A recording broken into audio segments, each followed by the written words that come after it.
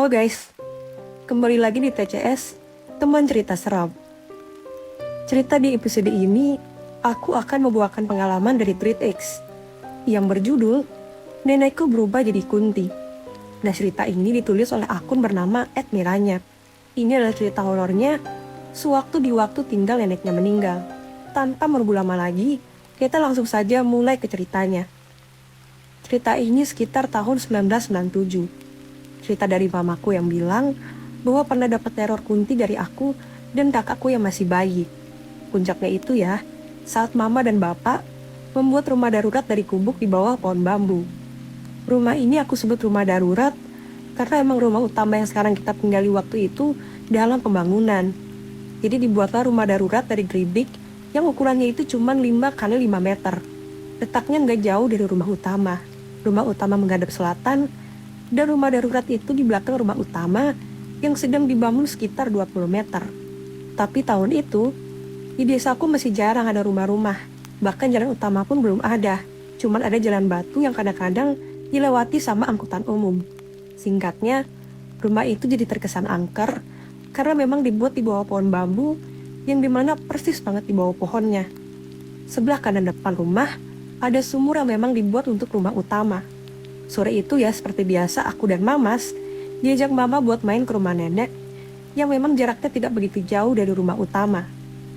Tapi bagiku dulu rasanya sangat jauh karena banyak lahan kosong atau kebun di antara rumahku dan rumah nenek. Mama lebih sering di rumah nenek karena memang di situ lebih ramai. Sore itu mama pun ngobrol tentang rumor terkait ninja yang lagi marak muncul di desa sebelah. Kemunculannya itu seperti pembantaian, karena banyak kiai dan ustadz yang jadi targetnya saat itu. Mau tidak mau, setelah maghrib, masyarakat banyak yang takut keluar rumah.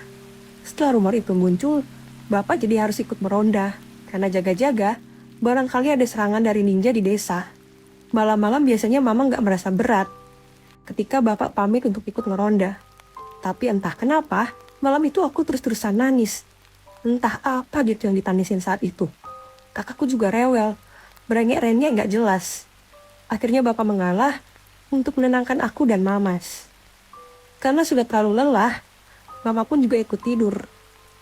Nah, di tengah agak setengah sadar ya, bapak pun pamit untuk pergi meronda, karena sudah pukul 9 malam. Pada saat itu, posisi tidur kita lumayan teratur. Mamas di pojok dekat dengan tembok, aku di tengah dan mama di pinggir kasur dekat dengan pintu. Mama sadar, posisinya saat itu sedang memelukku atau membelakangi pintu. Nah, setengah sadar ya, mama merasakan kasurnya itu bergoyang, seperti ada yang duduk di sebelahnya mama. Mama yang setengah sadar, jadi setengah bangkit tuh, menengok siapa yang duduk di sebelahnya itu. Oh, ternyata Mbah, nenekku. Mah, kok tumben di sini? Ucap mama ke nenek. Iya, aku mau nemenin kamu, jawab nenek dengan singkat ke mama. Nah, saat itu pikiran mama emang mungkin bapak kali ya, dia minta nenek untuk nemenin mama. Nah, karena gak ada pikiran yang aneh-aneh, mama pun kembali, membalikkan posisinya sambil memeluk aku. Oh, tapi mama lewat mana? Tanya mama dengan heran. Mama bisa lewat mana aja, Kondu? Jawab nenek. Yang tentunya bikin mama terkejut dong. Mama ingat betul soalnya, ketika bapak pergi pamit, dia bilang kalau rumahnya itu dikunci dari luar. Mama teruslah positive thinking. Tapi yang agak heran ya bagi mama, nenek membiarkan rambutnya terurai. Karena sebenarnya, nenek selalu menggulung rambutnya meskipun sedang tidur. Di antara kebingungan mama mulai merasakan aura negatif di sekitarnya. Mama inisiatiflah membaca doa Nurbuat. Awalnya mama membaca samar-samar. Tapi respon dari nenek begitu mengejutkan mama. Dan membuat mama membalikkan badan. Kok kamu tega, Nduk? Mama mbak diri kamu kok kayak gitu? Posisi nenek saat itu jadi berdiri. Mama yang setengah menjerit sambil terus membaca doa yang membuat rambut hitam nenek itu tiba-tiba berubah mengembang. Dan jadi berwarna merah gelap. Bahkan ya, baju kebaya bunga-bunga favorit nenek itu berubah menjadi daster putih kecoklatan. Wajah kara-marah nenek juga berubah menjadi sangat keriput dan menghitam di area wajahnya.